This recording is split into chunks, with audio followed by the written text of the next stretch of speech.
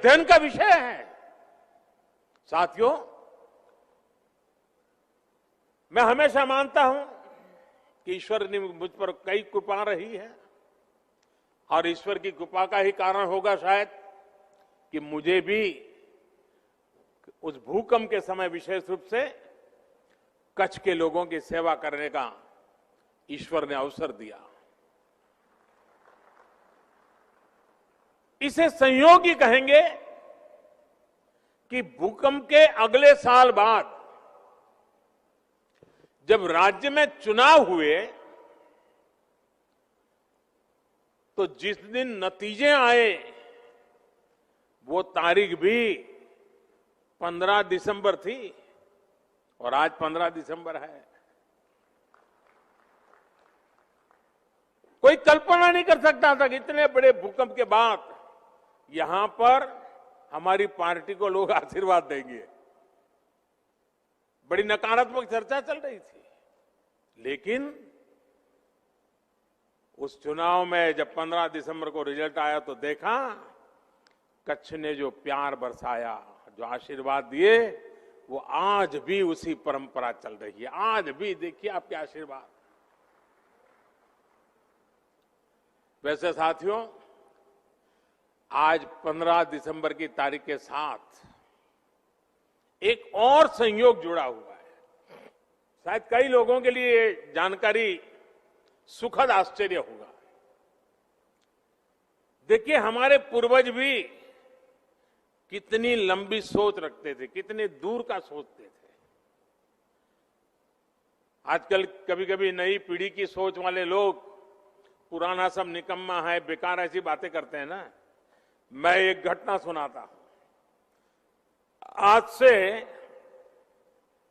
118 साल पहले, 118 साल कोई कम समय नहीं होता है। आज से 118 साल पहले आज ही के दिन 15 दिसंबर को ही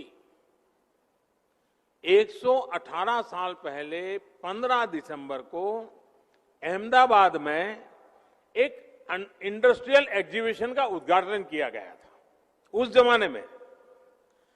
और इस एग्जीबिशन का मुख्य आकर्षण क्या था? उसका आकर्षण था भानु ताप यंत्र। भानु यानी सूर्य। यानी 118 साल पहले यहां के हमारे एंटरप्रेन्योर्स की सोच देखिए। भानु ताप यंत्र यानी सूर्य ताप यंत्र, ये सबसे बड़े आकर्षण का कारण था।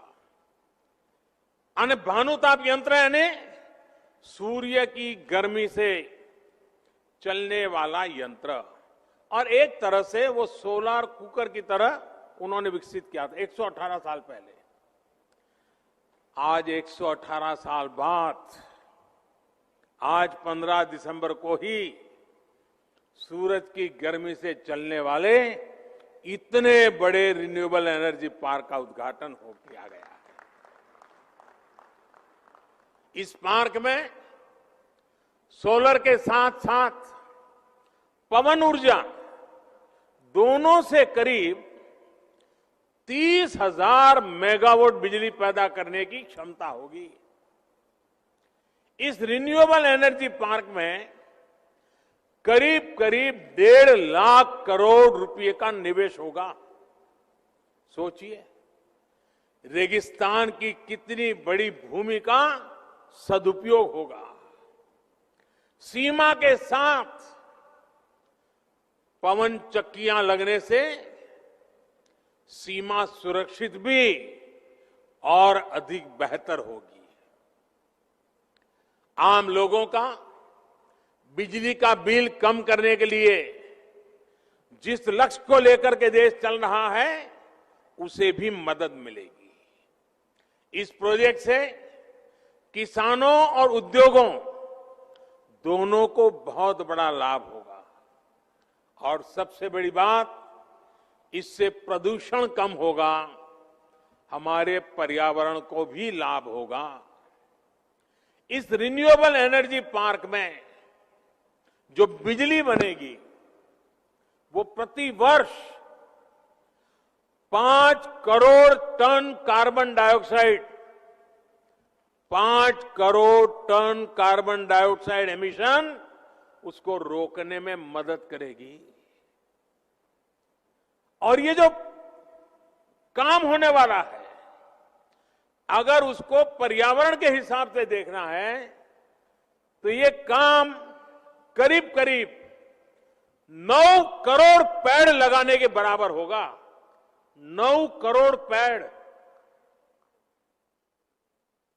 ये एनर्जी पार्क भारत में per capita carbon dioxide emission को भी कम करने में बहुत बड़ा योगदान देगा। इससे करीब 1 लाख लोगों को रोजगार के नए अवसर भी उपलब्ध होंगे। इसका बहुत बड़ा लाभ कच्छ के मेरे युवाओं को होगा। साथियों, एक समय था जब गुजरात के लोगों की मांग होती थी कि कम से कम रात में खाना खाते समय तो कुछ देर बिजली मिल जाए, यही मांग होती थी। जब मैं नया नया मुख्यमंत्री बना था, जहां भी जाता था लोग यही मांग करते थे। आज गुजरात देश के उन राज्यों में से एक है जहां शहर हो या गांव 24 घंटे बिजली सुनिश्चित की जाती है। आज जो 20 साल का नौजवान होगा उसे पता नहीं होगा कि पहले क्या हालत थी। उसे तो अंदाज भी नहीं आएगा कि इतना बड़ा बदलाव आया है। ये बदलाव गुजरात के लोगों के अथक प्रयासों से ही संभव हो पाया है।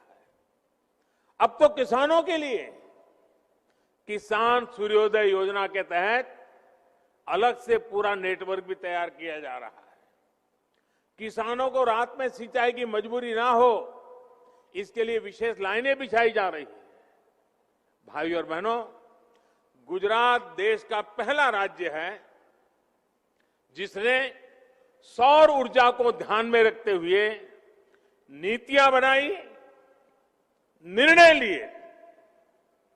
हमने नहरों तक पर सोलर पैनल लगा दिए और जिसकी चर्चा विदेशों तक में हुई।